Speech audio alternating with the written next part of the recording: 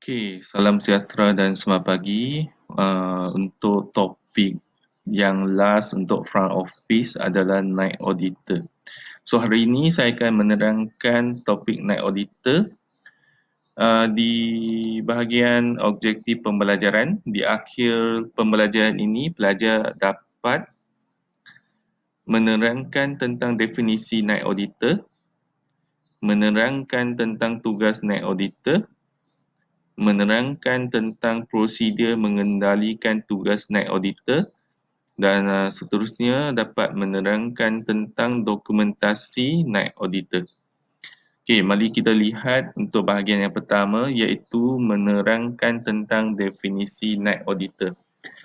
Okey, night auditor merupakan sebuah unit di bawah Jabatan Accounting tetapi menjalankan tugas di Jabatan Front Office.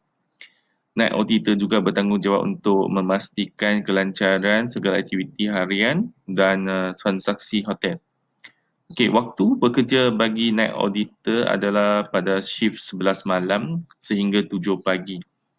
Okey, apa night auditor akan melakukan pada waktu malam?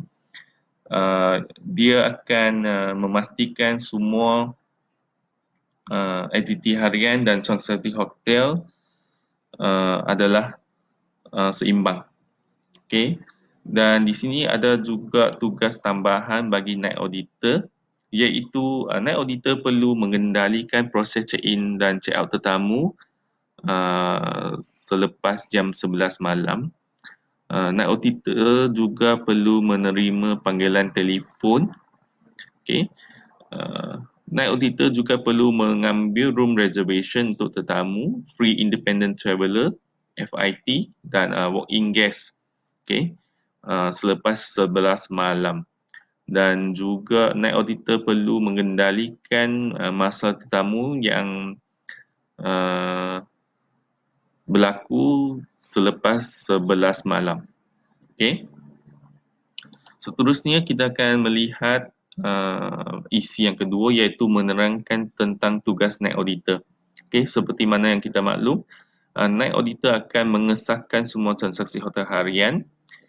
Night auditor juga akan memasukkan room charge, room service dan government tax ke dalam akaun tetamu. Seterusnya, night auditor akan menyemak kadar bilik dan status bilik. Night auditor akan menyediakan ringkasan kad kredit, cek dan statistik data. Seterusnya, night auditor akan mengemaskini akaun dan had kredit tetamu. Dan paling akhir sekali, night auditor akan menyediakan laporan prestasi untuk pihak pengurusan. Okey, untuk isi yang seterusnya iaitu menerangkan tentang prosedur mengendalikan tugas night auditor. Yang pertama, menyemak buku log. Sebelum menyediakan laporan night audit, night auditor perlu menyemak buku log terlebih dahulu sekiranya masih terdapat transaksi yang belum diuruskan. Night auditor perlu membuat tindakan susulan, contohnya untuk kad kredit. Okey. Seterusnya untuk isi yang kedua, menyemak arrival dan departure list tetamu untuk hari tersebut. Sebelum melakukan proses mencetak laporan night audit, night auditor perlu memastikan arrival dan departure list untuk hari tersebut telah lengkap. Untuk arrival list, proses check-in perlu dilakukan.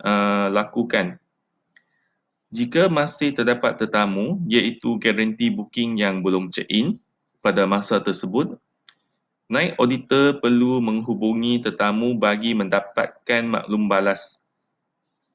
Bagi penempahan melalui travel agent ataupun group, jumlah yang perlu di-check-in adalah mengikut senarai yang terdapat dalam penempahan. Sebarang penambahan perlu dirujuk kepada sales department.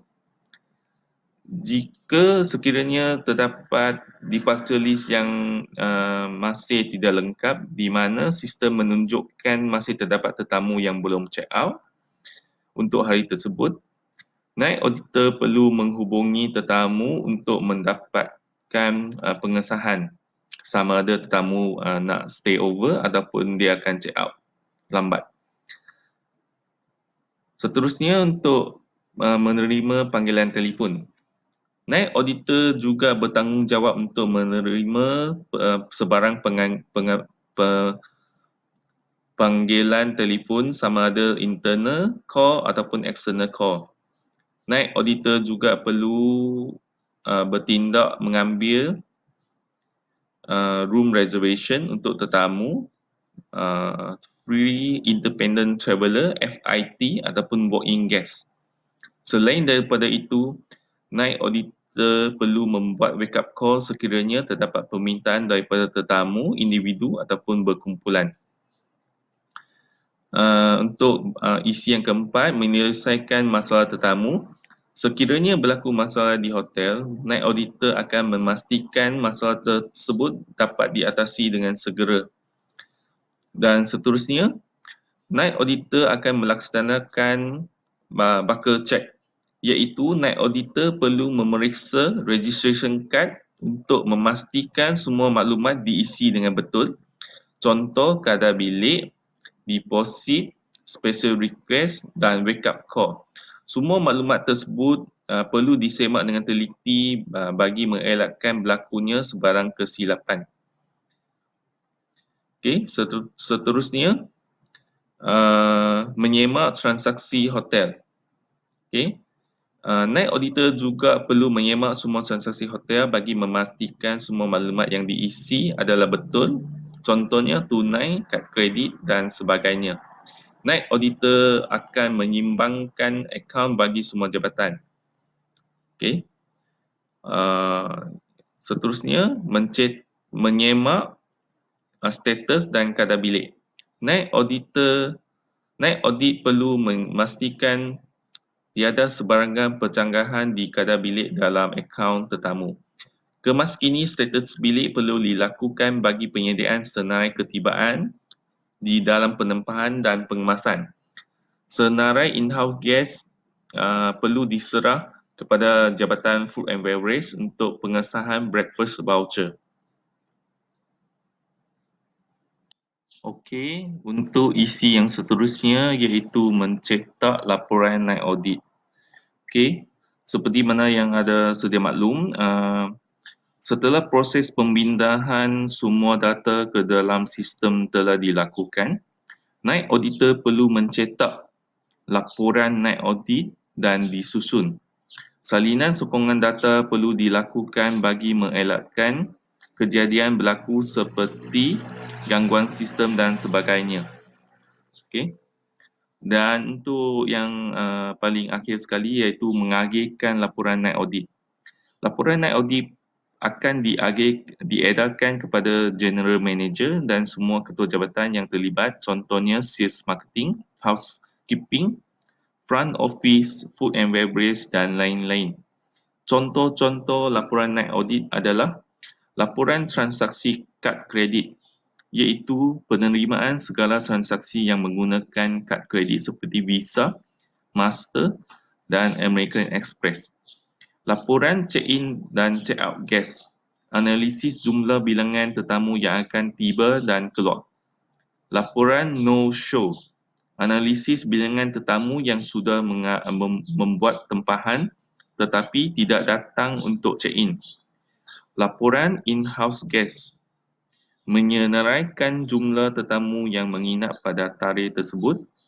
Laporan had kredit, laporan ini akan menyenaraikan had pengeluaran kad kredit, cash dan sebagainya. Laporan complimentary room, menyenaraikan jumlah bilik yang berstatus complimentary. Laporan out of order room, menyenaraikan jumlah bilik yang tidak boleh dijual dalam sesuatu tempoh. Laporan message, membuat salinan laporan yang dibuat melalui PMS message system. Laporan pendapatan, iaitu menyenaraikan jumlah pendapatan dari setiap jabatan. Dan akhir sekali adalah laporan statistik, iaitu laporan yang membuat lamaran mengenai pencapaian hotel untuk masa yang akan datang. Okey, seterusnya kita akan tengok isi yang keempat iaitu menerangkan tentang dokumentasi night auditor. Okey, di sini kita terdapat 4 jenis dokumen. Yang pertama iaitu Daily Collection Report, yang kedua Cashiership Report, yang ketiga uh, Cash Denomination, yang keempat adalah Room Occupancy Percentage. Okey. Yang ini merupakan contoh Daily Collection Report. Nanti saya akan terangkan dengan selanjutnya. Yang ini merupakan Cashiership Report. Okay. Yang ini merupakan Cash Denomination. Dan akhir sekali yang ini merupakan Occupancy Percentage. Persen. Okey, bagaimana untuk mengira occupancy percent, iaitu jumlah bilik yang terjual bahagi dengan jumlah